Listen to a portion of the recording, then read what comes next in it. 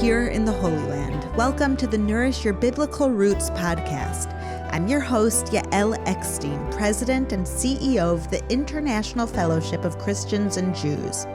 Each week, we'll explore the Jewish roots of your Christian faith and nourish those roots with inspirational insights and ancient teachings that are so relevant to our lives today. Let's get started.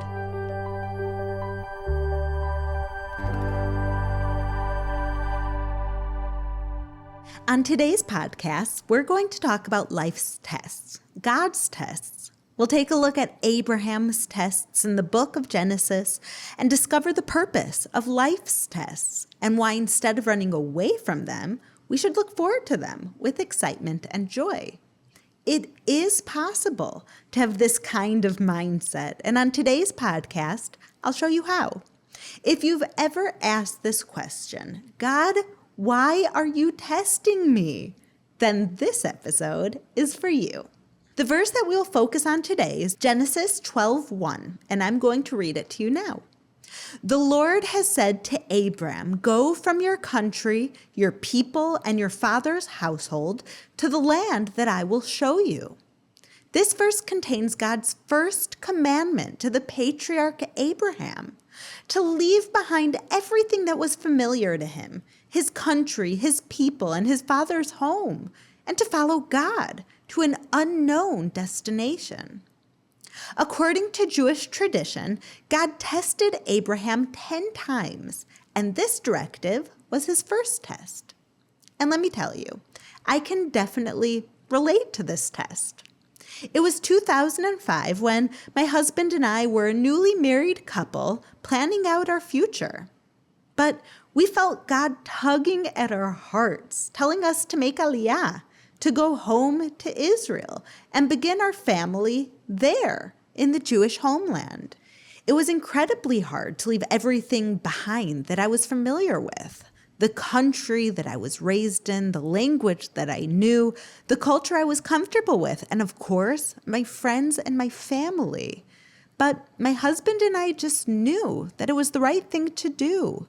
God gave Israel to the Jewish people, and we knew that that's where we belonged. But as hard as it was for me and my husband to move from America to Israel, it was 1,000,000 times more difficult for Abraham and Sarah. They had no idea where they were going or what their new homeland would be like, only that they were following God wherever he would lead them.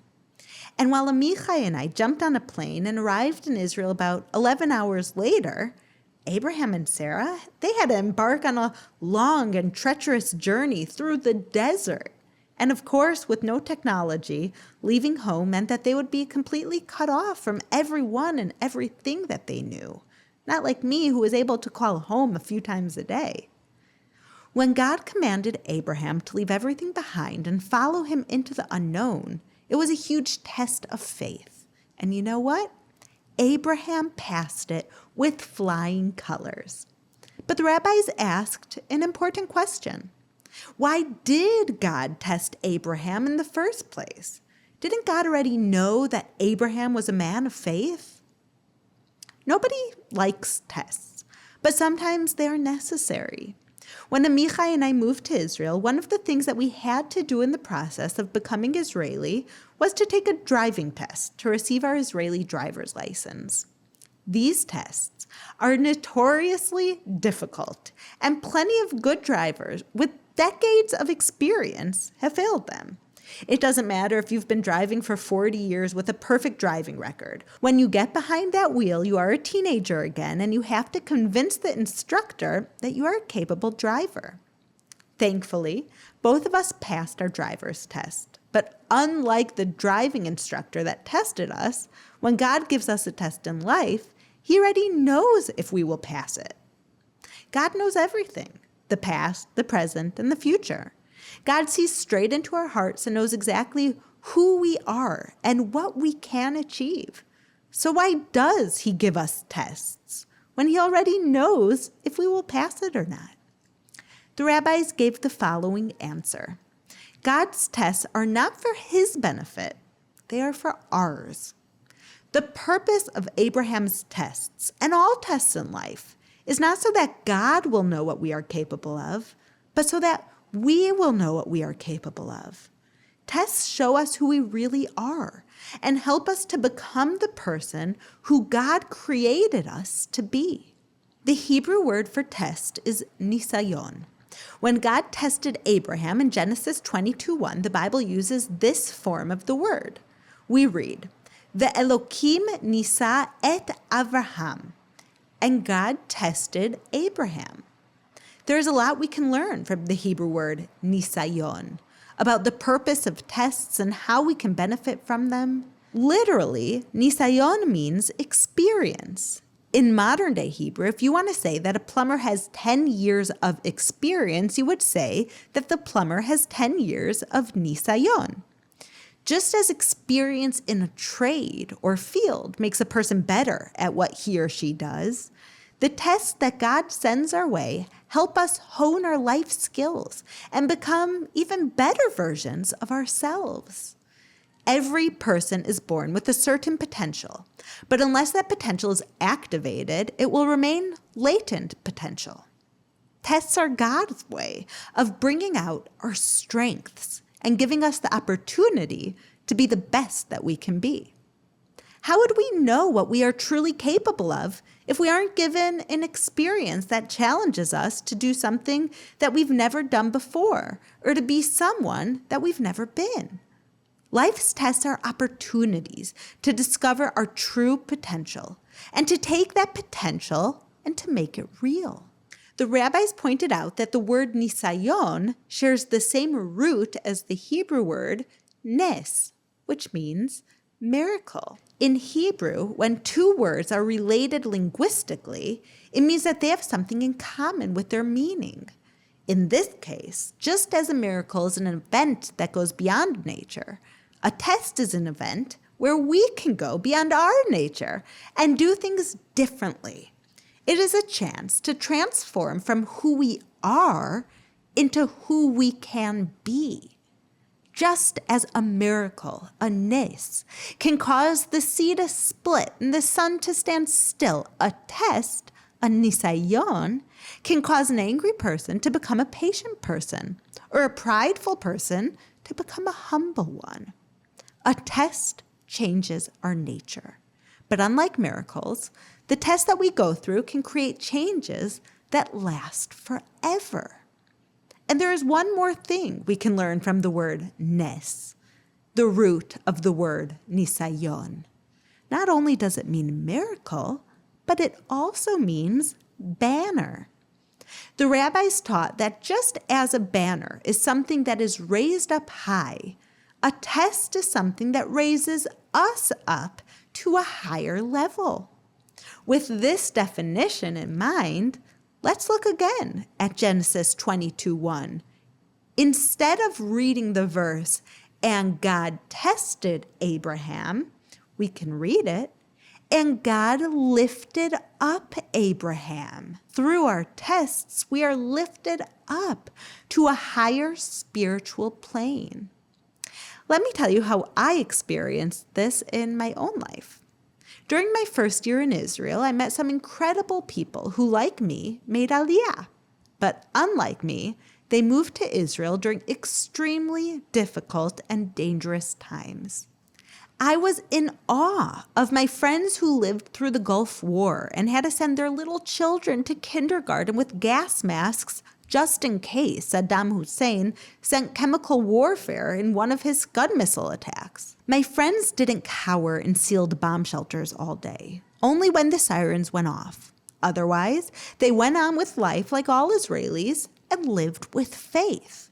The same was true for my friends who lived through the Intifada just years before I made Aliyah, when terrorist attacks happened almost every day. They told me how they would take precautions, but they still went to cafes, they still went on buses, and they still lived their lives with unshakable faith in God. At first, I thought that these friends of mine were just born with incredible faith, but I quickly learned that no one starts off that way. Being a person of great faith is something that we transform into through the tests that we go through. The first time that I lived through a dangerous time period in Israel, a friend of mine reached out to encourage me and to other new immigrants who were facing real terror threats every day for the first time. He said, when a person moves to Israel, we call it aliyah, which literally means an ascent. We believe that the soul experiences an ascent because it is on holy ground. But now, every time we feel the fear of terror but go about our lives anyways, we experience another aliyah, another ascent. Through this test, we can rise up and grow closer to God. My friend was right, and going through that test of faith transformed me so much so that when I began my work at the fellowship, I could do what my father always did. Instead of running away from danger when a crisis hits an Israeli city, I'm not afraid to run towards those cities, towards the danger, because I have a purpose. And my purpose is to do God's work of providing aid to the most vulnerable and needy. I have faith that God will protect me. Nobody enjoys being tested. I know firsthand that tests can be incredibly difficult and unpleasant. But as people of faith, we need to appreciate tests for what they really are, opportunities to rise to a higher level. Just as we had to pass tests in first grade in order to get to second grade, God's tests are a portal that allows us to step into a better version of ourselves. Everyone is born with potential to be great, but potential on its own is worthless. It's only when we actualize our potential that it becomes meaningful. And tests bring out our potential and make it real. A person may be born with the capacity to have faith, but it is only once he is tested that he becomes a man of faith. Or maybe someone is born with the ability to be a rock for others, but it's only when she is tested that she becomes a woman of strength. We are born with all kinds of abilities, but unless we are put through a trial, we may never become the person we could be. The ancient Jewish sages taught that God doesn't make a person big until he first tests him with something small. If you are going through a test, it isn't a sign that God doesn't love you. In fact, the opposite. It is a sign that he believes in you and wants to raise you up to greatness. Here's the good news. If tests are God's way of bringing out the greatness that is inside of us, it means that he will never give us a test that we do not have the ability to pass. God never gives us more than we can handle. I once heard a story about how deeply Judaism holds this idea to be true. The story takes place in the 1800s in a small Jewish town in Poland where the famous Rabbi Menachem Mendel of Kotz lived. One Sabbath, a man came from a different town in order to spend the holy day in the presence of a holy rabbi. In the middle of the Sabbath, the man received terrible news. He was told that his hometown burned down to the ground, along with his home and all of his business. When the man heard the devastating news, he fainted. The townspeople revived him, but then he fainted again. This scenario repeated itself a couple of times until somebody brought the holy rabbi to help. The rabbi came over to the man and calmed him down by saying, "Yes, it may be true that the damage in your town was great, but you don't have to worry about it at all. Your house and business were not burned down." Wow. The man finally calmed down, and sure enough, after the Sabbath, he found out that the rabbi was right. His home and business had been spared from the terrible fire. Everyone in the town thought that the rabbi had done a miracle. How else could he have predicted that this man's properties were not touched? But the rabbi corrected everyone. He said, "It is not a miracle at all. It's very simple. I saw that this man kept fainting because he simply could not handle the news. And I knew that God does not give someone a test that he does not have the ability to pass. So I understood that it had been a mistake. They might have thought that his business was burnt down, but I knew that it wasn't, because there is no way God would have allowed something that he couldn't handle to happen. There is a Jewish saying, God gives burdens and also shoulders. God never gives us more than we can bear. And knowing this should give us the confidence and strength to get through all of life's tests. There is one more thing that I want to add. Sometimes when we are going through a test, especially if it's a particularly difficult test, it's easy to forget that God is still present in our lives. We might ask, where is God? Or wonder if he has abandoned us during the most difficult times in our lives. But no, that is never the case. I once heard it put this way. When you are going through difficulties and wonder where God is, remember that the teacher is always quiet when giving the test. God is our ultimate teacher. He teaches us life lessons through our daily experiences, and he develops our potential through life's tests. The rabbis taught that if we truly understood the value of God's tests, we wouldn't run away from them, but we would even run towards them. Because it is through those tests that we become our best. In Job 23:10 we read, "But he knows the way that I take. When he has tested me, I will come forth as gold." God already knows if we can pass his tests, but it is up to us to decide if we will let our tests diminish us or if we will use them to come forth as gold. This week, identify a test that you are going through right now. Then ask yourself how you might come forth as gold, how you might come out better by going through this challenge.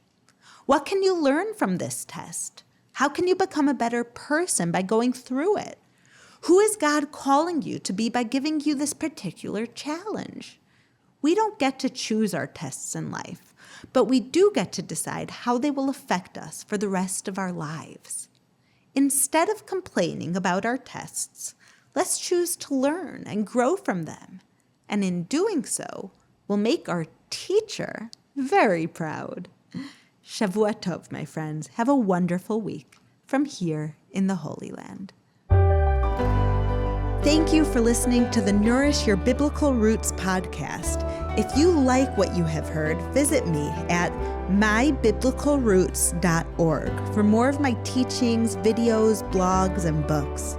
You can also follow me on Instagram at Yael_Eckstein or on Facebook at Yael Eckstein. Shalom, and see you next week.